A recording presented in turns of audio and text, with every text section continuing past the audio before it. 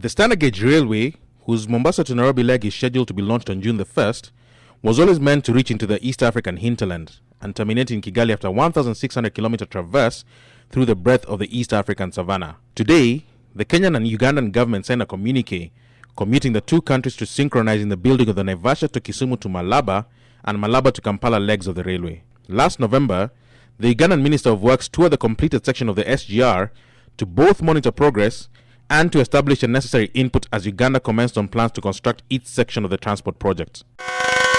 Today, the project received a boost when the first of the engines and wagons to be used on the railway were received and launched in Mombasa. Today here, we want to flag off this consignment because it's a very major consignment of the SGR, and which indicates that we are actually on course to finish the project by 1st of June.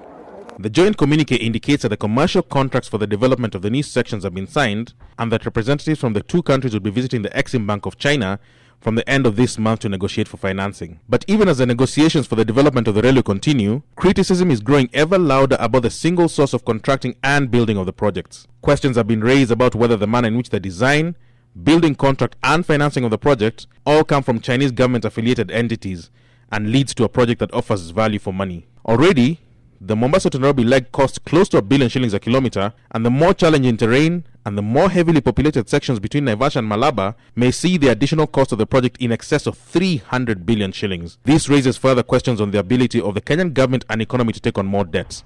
The communique also does not indicate whether the governments will contract the debt on identical terms and whether debt guarantees will be undertaken jointly.